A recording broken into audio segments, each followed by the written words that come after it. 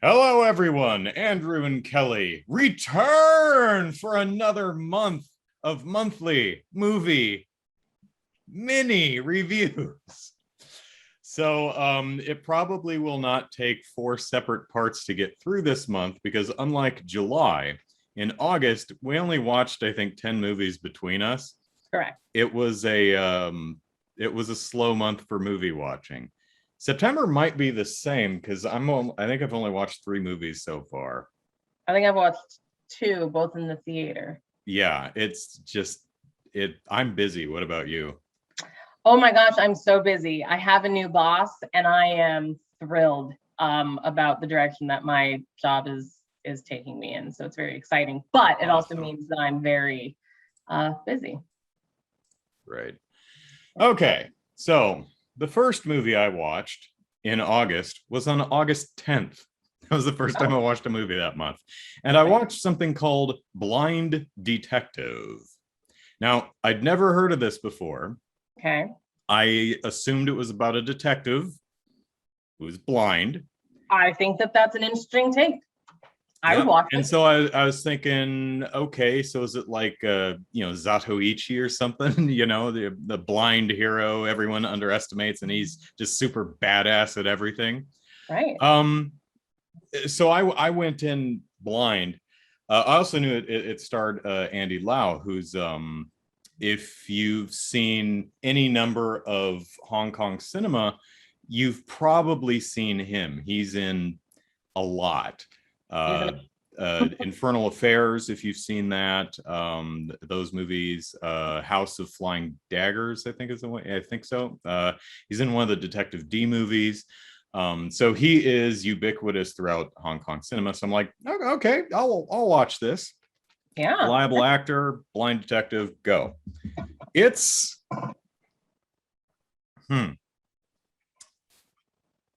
it's not a complete success, but I wouldn't call it a failure either. Okay. It surprisingly is an extremely goofy comedy. Which took me about half an hour to get on this film's wavelength. This is a movie that if you're not on said wavelength, you're not going to like it. But about half an hour in, our hero, the titular blind detective, and the love interest, who's 10 years younger, because of course she is, his protege. Only 10? Yeah, well, 11 actually. Sammy Cheng is his on-screen counterpart. I'd never seen her. She's in Infernal Affairs, but I didn't recognize her. I wasn't sure I'd seen her before, so I looked her up, and she and Andy Lau have done like 7 films together. And it's like William Powell and Myrna Loy in The Tall Man. These two just work together really well. They have wonderful chemistry. So I'm not surprised that this was like their 7th collaborative project together, because they're dynamite together. They're great. Awesome. So half an hour into the movie, Detective D, no, wrong movie. Blind Detective and Sammy Chang are investigating the scene of a crime, and they're trying to work out what happened by actively acting it out. So they're in this like meat packing warehouse or something like that. And they're like, okay, well, the body was discovered face down. So he was hit in the head and tried to crawl away. It's like, okay, here's a pipe wrench. Come at me. He puts on a helmet. Come at me. Funk. Oh no, I've been hit in the head. And crawl away, and thump, thump, thump, thump. It's like, oh, stop. But the body was found out in the hallway, which means that he crawled away. But why would the killer allow him to get that far? There was a third person. You, meatpacking plant worker who's just kind of standing around there wondering what the hell we're doing. Come over here. Okay, hit you on the head. Now crawl as fast as you can out the door. Meanwhile, I'll strangle this guy. Okay, you're dying. Good. Okay, run out after the person crawling in the hall. Whack, whack, whack. Okay, that's why the body was way out here in the hallway. And where's the second body? But where's the second body? It's that kind of a thing. And I was like, This is amazing. That's about half an hour into the film, and once I got on that wavelength, I was like, okay, I'm in. I'm really enjoying this. And there are a lot of really wonderful scenes like that. Not all the humor lands. Of course, that's the nature of comedy.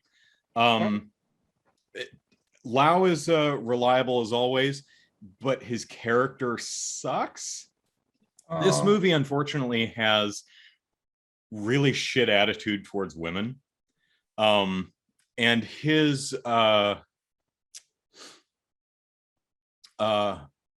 mentor role comes off as manipulative and abusive a lot of the time, which is just kind of gross and uncomfortable. When was this? When was this? I'll just keep saying 2013. Oh, not terrible. Not, yeah. It's done to be funny most of the time. It does just, it is kind of a lot of, it is sexist in a lot of regards, but some of it is trying to be funny. But in acting out some of it, they're investigating a string of women who've gone missing. Okay. And they figure out that all of the women were last seen like arguing with their boyfriend and then running off crying into the night. So there's this long scene where those two are acting out a big public breakout so they can get into character and see where these women went, right? And so they keep slapping each other and throwing each other around, and that's kind of funny. But then there's one character who cut herself because she was so distraught, and he like forces her to do that to herself. I'm like, no, that's not working. He also has her get a tattoo, which is kind of riding that line. She went and got a tattoo, so you need to get a tattoo to get into the headspace. That's line straddling. But yes, some of it just gets really uncomfortable. But overall, worth a watch. I think it hits more than it misses. Our lead, Chang, by the way, is great. She is damn funny, screen presence to spare, great hair. We like good hair. Yeah. So not a complete success, but it's also one of those movies which is pretty common with Hong Kong fare. Tonal shifts, like it gets really serious and dark in places. Imagine The Naked Gun, where if there was a scene where Frank Drebin came across the dismembered corpse of his daughter and dropped to his knees and cried over her spilt remains, and it was played completely serious, you'd be like, what? I'm so confused. It reminds me of Mars Attacks. Those tonal, because I remember watching that movie long ago. Well, and I didn't like it, but yeah. I never gave it a second chance, and I didn't like it because it just, at that point, I don't remember what year that was, it wasn't what was expected, and it did have those tonal shifts of like, it is just a dark comedy. I think the tonal shift was between the marketing and the movie itself. I think the movie is fairly tonally consistent, but the marketing was selling a happy, fun, goofy comedy, and the movie is dark as hell. I did subsequently rewatch Mars Attacks like a year or two later, and I really liked it.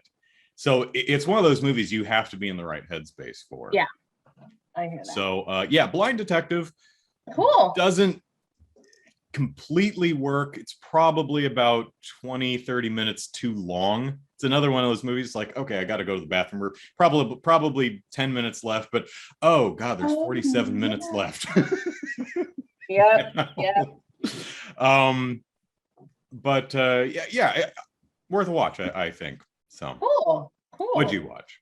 So for streaming, I'll start with that. Watched Val, the Val Kilmer documentary. Val. Yeah. I thought you said Vow, VOW. I'm like, nope. What is it? Val. Okay. Val. Val. Yep.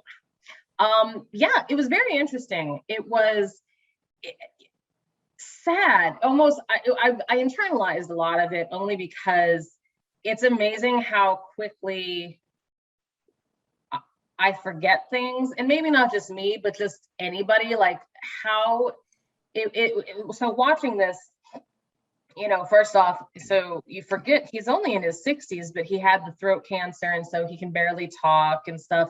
But it goes back over his life, and it's very interesting. His son helps him with the documentary and does the voiceover, since Val can't really do his own voiceover. He does speak in it though. He does do a lot of talking, and it's all subtitled, which is helpful. But you forget how, or at least I did, like maybe you don't, but he was such a hot commodity. He was a huge actor. He was everywhere. He played Batman. He played Batman. He was very good looking and actually really, really good. And he took the craft super seriously. And I remember, so watching this movie, I'm like, I remember all the publicity surrounding him choosing not to do Batman again. And, that people were like, how could you possibly turn down the role of Batman once it was given to you, blah, blah, blah, blah, blah. And it's because those rubber pants chafed me so. And that's the thing. And he talks about, he's like, you don't understand. He's like, it's your dream to be this character, but once you're this character, it is so far from a dream experience because of, he's like, you just, you can't get out of that suit, and it's just terrible, and it's not comfortable, and you can't move.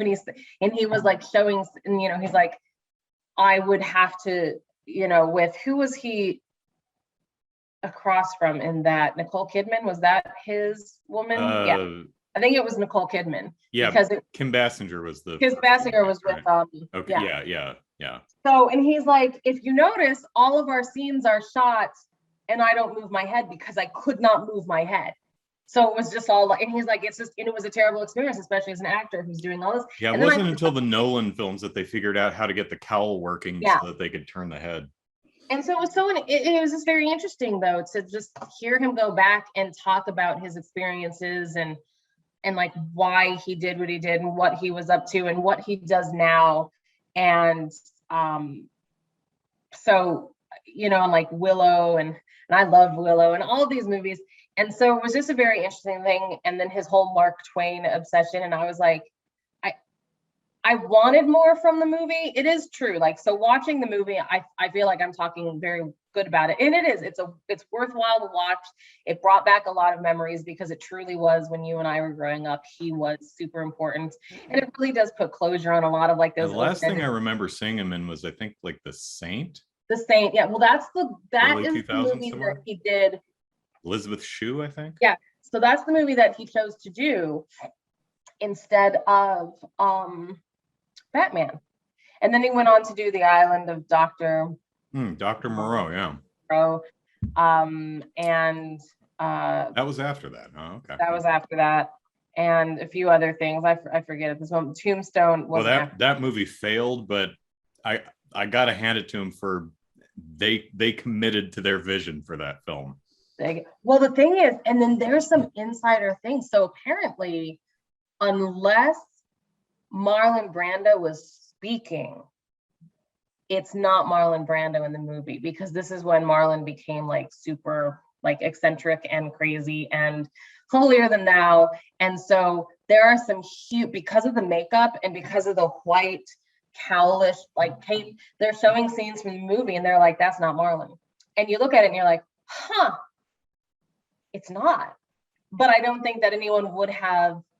And it's like long scenes and long stuff, and he just sits in the back. And I've never seen the movie, but it was so interesting to like kind of get those insights and just remember this man who truly was. And I think, wow, I mean, I sort of forgot that he had a health issue, and it was more of like, oh, he just became a, pariah or something, and people didn't want to work with him, but it wasn't that at all. And so, yeah, so it's very interesting.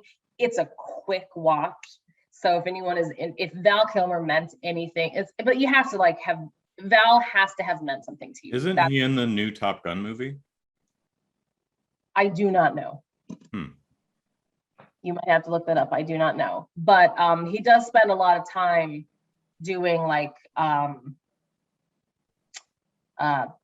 tours of like, people who loved bat, he'll go to like Comic Cons and this and that. So he does he does like, that's what his kind of life is now. And I've never seen Tombstone. I need to watch it. But anyways, if Val Kilmer meant anything, if you are 40, you should watch this. If you're younger than 40, you might not care. If you're older than 40, who's that? You might not care. But like this is the Top Gun? Right, yeah. So anyway, so Val. Right? And like Tom Cruise? And his whole thing was about like every part was big to him, and he was like, I'm gonna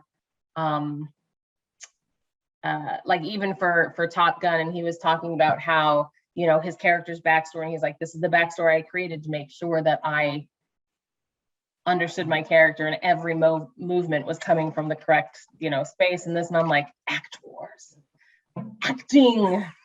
acting. So nice. Yeah. So the next day on August 11th, I watched The Man Who Knew Too Much, which is I've always wanted to see that because I saw the Bill Murray Man Who Knew Too Little. The Man Who Knew Too Little, yeah. I've seen the spoof, So I don't know if this pioneered this Man Who Knew Too Much Hitchcock film from 35. It's got Peter Lorre in it. That's always a plus. This is one of those. M, and you know how much I love M. Even yeah, this is one of those films where the premise is unassuming person or couple falls into this weird conspiracy, and they end up ambling into it and getting in over their heads. So in this case, we have a very rich couple, so they're very relatable. They're at a party for rich people, and there's a murder, and the person, before they die, they like give them a clue, and so they follow the clue to their room, and they find another clue, and then their daughter is kidnapped, and Peter Lorre says, if you ever want to see your daughter again, don't follow up on the clue, don't involve the police, and it goes from there. Okay, so how do we get our daughter back? Should we cooperate with the police because we don't really care about this, what's eventually revealed to be some type of assassination attempt? It's like, yeah, that sucks, but I've got my own problems here. I want to get my daughter back. Had nothing to do with me, sure. Right. This is by far the worst Hitchcock film I have ever seen. Oh no! Oh no! I have not seen all of them, but this is terrible. Oh no! Hitch should be embarrassed if he were alive. I don't know if he just did not care and phoned it in, but I wrote, the characters are boring, the staging is lousy, the tension is non-existent, and the ending is beyond absurd. Dang. Peter Lorre's in it, though. We like Peter Lorre. There is one great payoff at the end of the movie. And I do like the fact that the lady half of the couple is actually involved rather than just, staying home, staying home and sitting by the phone while the man goes out and does the actiony stuff with the other guy, because we can't have the woman going anywhere. She's actually involved. That's nice to see. She's like an Olympic competitive skeet shooter, and she uses that talent to shoot the bad guy at the end of the movie, who chases the daughter up onto a roof. So she's like, I'm like, good payoff. I like that. Unfortunately, it's completely ruined by what I described as thoughtless blocking and shot selection. That is so upsetting because he's so good at crafting. I know. I wonder if he was actually there. I was going to say, like, this almost sounds like he had to do, like, this almost sounds like. Oh, yeah. And Joe Dante directed Poltergeist. Well, there's this. you know the story behind It Happened One Night, right? No. So Bridget Bardot, and this is when people were owned by studios. Mm-hmm. And so first off, It Happened One Night is Actors amazing. used to often be under contract to studios back in the day. This was very common for those who don't know. Oh, okay. So like a particular actor would be exclusive contract for MGM. Yep. Right. And so Clark and Bridget were getting very popular. Clark Gable, right? Yes. Yeah. And Bridget Bardot. And they were getting very popular, and they didn't want to do anything. And they had a big old hissy, pissy, whatever was happening. So It Happened One Night was you'll have to look into it, but it was a punishment for them because they were supposed to like, suck it up, Buttercup, and you have to do this film because we own you. And thankfully, the person who directed the film like was all in, so it didn't look, but like their tension in the film, it's actually it's so good. Like and then it became, so this punishment film turned into one of the greatest films of all time.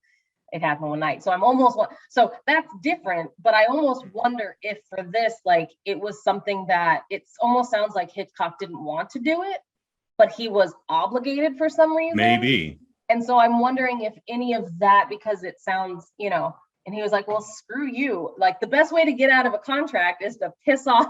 The performances are all fine. All the actors are doing their jobs. The movie is just terribly thought out and constructed. The man knows how to construct a shot. He does. I don't know what happened. I was really surprised. There's one bit at the end of what did I say? So the ending is beyond absurd. What I'm referring to is the bad guys. There's like 5 or 6 of them there's a standoff between the bad guys who are in like the 2nd or 3rd floor of a building and all the police who are outside. And so there's a shootout with the bad guys shooting out through the window and the police shooting back at them. I don't know if Hitchcock didn't think of this or didn't care, but did they bring hundreds of rounds of ammunition with them just in case they were going to be in a shootout with the police? Because they're just bullets for 10 solid minutes, and they all have like handguns, like 6 and it's constantly real. I mean, how many bullets could you possibly have? If I wasn't annoyed by how bad the movie was at that point, I probably would have found that really funny, but it was just, to me, it just came off as bad filmmaking. So by far, I've not seen all Hitchcock, but that's definitely the worst Hitchcock I've seen. Dang. Which makes me sad. So next. All right, so in El Teatro, let's open up my dude. So we talk about that one, and then we go to oh good. We get to talk about The Green Knight. Oh good. The one you called me up on your way home from the theater. It's like, I just saw The Green Knight and I need to talk about it now. Kind of like when I called you up, it's like, I'm watching Iron Fist and it's pissing me off and I need to vent. So do you still have that voicemail that I left you? Oh my gosh, that was a great voicemail. I do have a voicemail from you that I've saved. I don't know if it was that one. So I saw The Green Knight, and I called brother on my way home, and I was just exacerbated. And let me tell you why. So if you were to make a movie for me specifically, and you were like, we're going to create a movie for Kelly, and it's going to have interesting, it's going to be a little disjointed, and we're going to have maybe some magic, and we're going to have scenes where no one talks because it's just about the mood, and we're going to have very interesting camera angles. It's going to be very ethereal. It's going to be Terrence Malick meets Darren Aronofsky meets Peter Jackson. Let's make this movie. Kelly is going to love it. And they created it. That sounds like a mess that I want to see. It does. And it's called The Green Knight. And it is a mess. And it has, but the reason it pissed me off when I called brothers, I'm like, it has everything that I should want. Like everything in this movie is something that if it was in another movie, I'd be praising it. Mm-hmm. But this movie, I'm not. Like, I was so it really riled me up. So I went down a rabbit hole of listening to reviews on it, because it was also getting very, very good reviews, which also pisses me off, because then it makes me think that I've missed, as a student of the arts, and I'm not getting it. And it had all the makings of a perfect, Kelly movie. And I'm like, what am I missing? You have to know the story. This is what you're missing. So I've fixed it in my head. I would wager most people don't know the story of Sir Gawain and the Green Knight. Correct. But you should if you want to like the movie. So here's the thing. I have fixed it in my head, and I like it a lot better now that I've fixed it in my head. And so this is one of my, I did my whole retcon. I do this with movies that I really, so the thing is that I now know the story. So it makes a little bit more sense. You're like, okay, knowing this part, sense has been made a little bit more. But also, so here's the thing, there is chapters in the movie. And so Dev Patel goes out on his quest looking mighty gorgeous. And he's a great actor. He needs more. He's great. So he goes out on his quest, and it literally is about him failing the 5, I don't know what to call them, apex, like the knights have stars, the Knights of the Round Table, and it's because of those 5 little apexes. There's chastity, there's charity, so look it up, find the 5 things. Andrew will write it here. No, I'm joking. No, he won't. Don't care enough. No. He does not care. So anyways, so the point is I'll put the movie poster over here, but I'm not going to go look anything up. The movie poster is going to be somewhere in this area. So no, the point is though, is that Gawain fails his tasks. And if you just name... Dude, how do you fail chastity? You just don't do anything. Oh, but semen on film, you get to see semen on film. It's very exciting. Yay. The link here to watch brother make semen. So anyways, okay, I'll add a card for that. So, but the thing is that they don't title each chapter. So the chapters in the movie have titles that are A, long and obnoxious, and B, written in the most scrolly of scrolly, old English scrolly, that you literally can't read it. Oh no. And you're on the screen and you're like, what does this say? And I like do my whole like binocular things. That's how I look. I'm like, wait, what does that say? I don't understand. And I'm trying to figure, and I'm like, what? That has nothing to do with it. If you would have just been like charity, and then you watch him not give money to someone that tells him which way to go, you're like, oh dude, he just he screwed that one up. And then it's like chastity, and then he comes and shows you his load, and you're like, screwed that one up. It would make so much more sense. Okay, you're selling me on the movie. It's like, I need the context for this now. Look what I did. No, that's the opposite of what you were supposed to do. You dumbass. Look, aren't you proud of me? So anyways, I like it a lot more. I've only seen it once, but having figured out... I don't remember that from the story. The source material. So having learned the source material... You know what Sir Gawain and the Green Knight needs? More semen. More semen. That's what that tale was missing. Unless I'm forgetting. I don't... It's when he's in the... It's been a bit phase. It's gonna sound, I recommend it. I think y'all should watch it. Please, for the love of goodness, just do a cursory Cliff's notes, Sparks notes. Sorry, Cliff's son Spark took over. Oh, I didn't even know that. I don't know if it's Cliff's son Spark. They should have kept the name because it's better. I know, it's Sparks notes now. Oh, that's stupid. Yeah, I agree. So anyways, Sounds like Spark the Notes. liner notes of the Pixar shorts on Disney Plus, you know? Yeah, so take a look at it.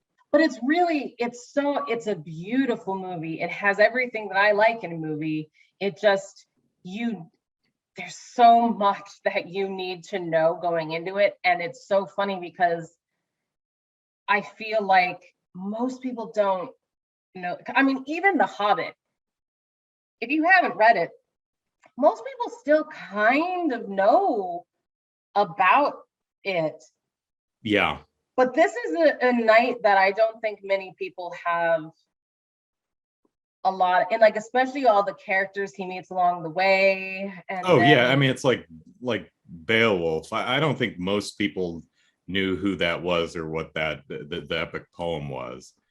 Um, so it's an odd choice to kind of require foreknowledge of those of a tale like that, because it's not, at least in America, it's not really ingrained in the cultural zeitgeist, right.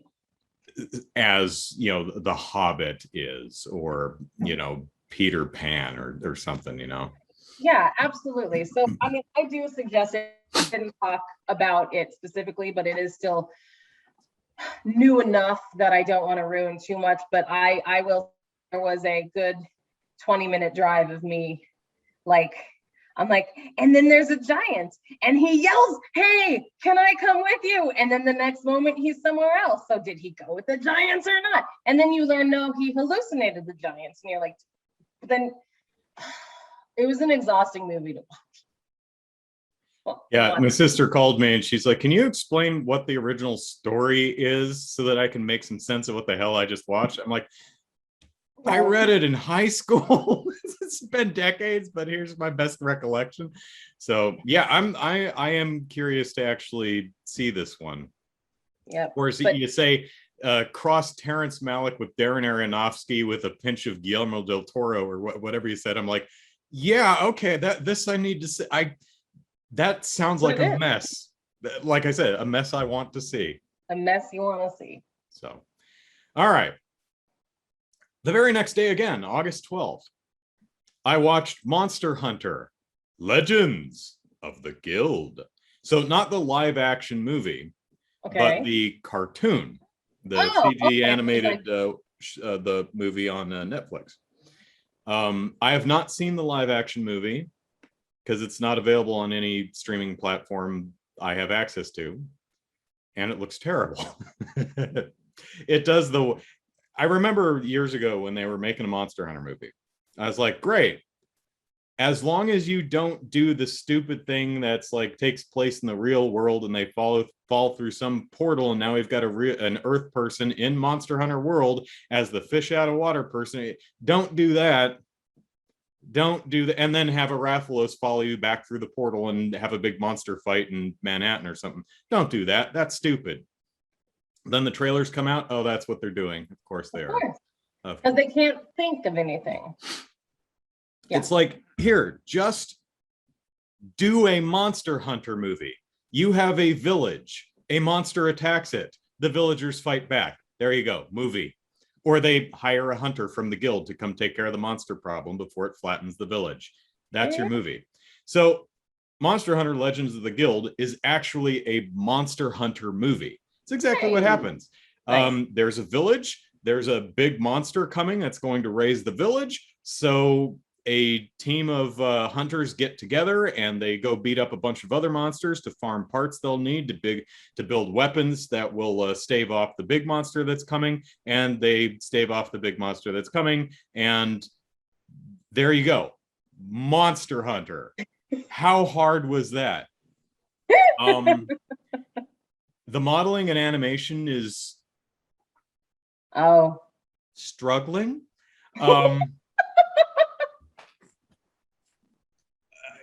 I mean, it has the worst poster I've ever seen. I'll have to show it to you later. Viewers can see it on the side of the screen. That is I don't know what the hell they were thinking with that poster. It looks awful. Yeah, go IMDb it. Monster Hunter Legends of the Guild. Okay. It is fascinatingly terrible. It's like, who approved this poster? Yeah, seriously. Yeah. Is it red? Is it reddish? It's red. Yes. And it looks like, I mean, Mhm. it's almost worse than floating heads. And then it looks like it has a little copy of what's his ass in the Trash Panda from Guardians of the Galaxy. Yeah, Bradley Cooper's character. Why can I not think of the Rocket Rocket, thank you. Yeah, that's a Palico, or well, a Melinx. But yeah, so the animation and the modeling's a little sketchy. It's not as bad as the poster makes it look, but what's the frame rate? Because I could see this being pretty, it's weird to watch. You know, it's off and on. Some parts are kind of jerky. It's probably animated on twos, but you know, it's CG, so it's you know, okay, interpolated between the different frames. So the motion is usually smooth, but the animation can be a bit jerky. But then there's other scenes, usually in some of the fight scenes, that are very fluid, sometimes overly so. So it's kind of a mismatch. I get the sense that this was made during a pandemic and they kept running out of time and money and resources, and the movie's less than an hour long, so there's no time. The characters in the story don't have any room to breathe. It is a breakneck pace, but the action's fun. It's not afraid to be goofy, which is one of the things I like about Monster Hunter. They show off a good chunk of the weapons. They show off, you know, item crafting. The different characters are. I love the fact that they're wearing different armors that are actually armor sets from the game. You can see the Insect Glaive user is wearing the butterfly outfit, which I love. I think it's the Ropessa armor or something like that. Is that the person in the background? I thought that was a monster. She's wearing white and she has wings. I don't know if it may not be visible on the poster. Oh, I see it. It's over. Yes. Okay. It's cut off on when I enlarge it, it's cut off on this side. I see her in the small thumbnail though. Okay. Yeah. There's it's a, if you like Monster Hunter, it's a lot of fun. If you don't like or don't know anything about Monster Hunter, it's short. So I enjoyed it. I hope they make more. This really feels like something that would work much better as a TV series, you know, and have kind of a monster of the week thing going on. Well, it lends itself to being episodic, especially because of the quest structure of the game too. Yeah. Here's our quest for this week. And then you can slowly tease out characters and universe stuff, which they do. They just, it's very quick. It's a very short movie.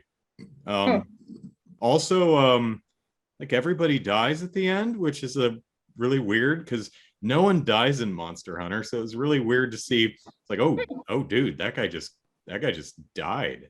Oh, dude, did she die? You cut away. I guess there's her grave. So yeah, I guess she died. Whoa, did they just destroy the entire village? Everyone's dead, right? Because so we firebombed the I think they lose. I mean, they drive off the Lunastra that's attacking the village, but they pretty much, Lunastra firebombs the village, and then they blow up the dam and flood the village to wash Lunastra away. I'm like, so everyone's dead, right?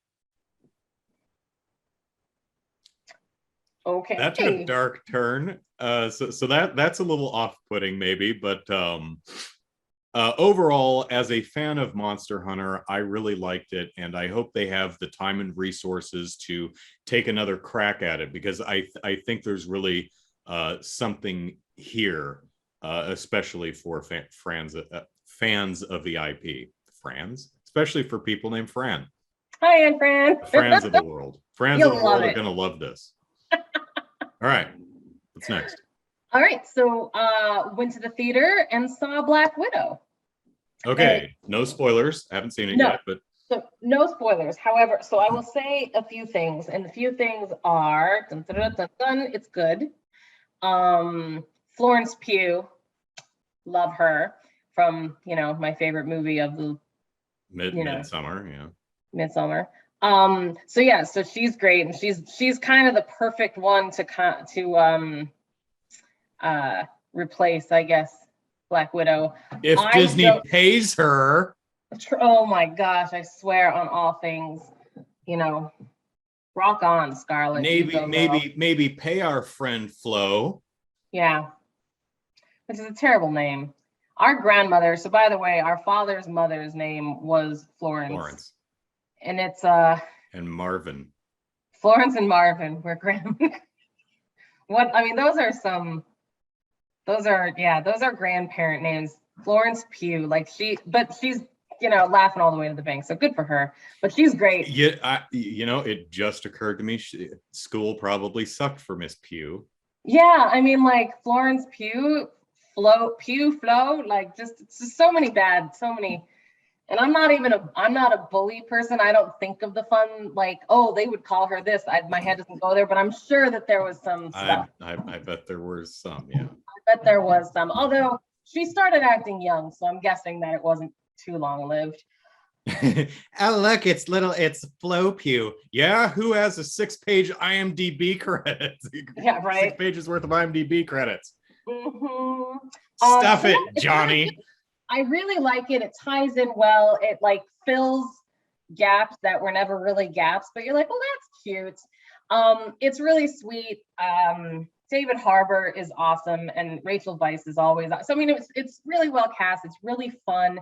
It's a great one story adventure movie. It fits, in my opinion, in the world. And the reason that I say this is because, and I will tell about a certain scene here in a moment, but I say that it feels like it fits in the world because I just saw a preview for Jeremy Renner's movie as Hawkeye. Have you seen the Hawkeye trailers? Oh, for the Disney Plus show, yeah. Yeah. Does not feel like it's like a holiday slapstick. With Haley Steinfeld playing Kate Bishop, right? Yes, it's so weird. I saw it looks good. It looks good, but it looks like a completely different feel or vibe or anything. It's almost like it's a comical. It's like a Die Hard Christmas. Yeah, it feels kind of Die Hard, almost Die Hard with a vengeance. Yeah, take the Christmas setting of Die Hard and get the Sam Jackson, and Bruce get Willis the kind of it looks fun, funny banter. So I'm shocked that they're totally underselling Lucky the Pizza Dog, who I know is in there. Lucky the Pizza Dog is in 1 second of the trailer. I'm like, how are you not capitalizing on Lucky the Pizza Dog? Oh my God, no, I didn't notice. But yeah, looks fun. So the only thing about Black Widow that was a little annoying is that there are definitely moments in the film, action sequences, if you will, that did not need to occur. And I don't mean that in a they were good action sequences. They were very fun, but it just made you go, it didn't need to happen. In that if they had their crap together, then they wouldn't have it really should have been a wham bam in out thing. None of this needed to occur. The fact that it occurred mean you guys did not plan. And I am specifically talking about the jail sequence that is in all the previews. Okay. The jail on the mountaintop with the snow did not need to happen. Even when some things went wrong, it's David wrong, Harbour's fault. It's honestly, it's kind of all Scarlett Johansson and Florence Pugh make some stupid decisions too. It's really great scene, very dramatic, fun, but it was as if they're it's been time. We should have another action sequence. And it's well, this one doesn't really call for it. They're just doing this. Well, what if they just make a lot of bad mistakes? Okay, we could have a avalanche jail scene. It'll be suspenseful, but they're gonna laugh and say, why weren't they prepared for this? So if you've seen it, you know what I'm talking about. Whether when it comes free soon, right? Yeah, it's October 6th or something like that. Yeah, So we can The next talk couple of about it. weeks. But it is good. It's really interesting, and it's really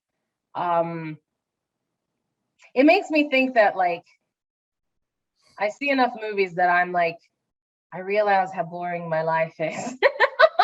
I'm like, I wasn't captured as a young girl and brainwashed to be an assassin that, like, I mean, especially at this age, if they haven't said the magical words to turn me They're into, probably not activating me at this point.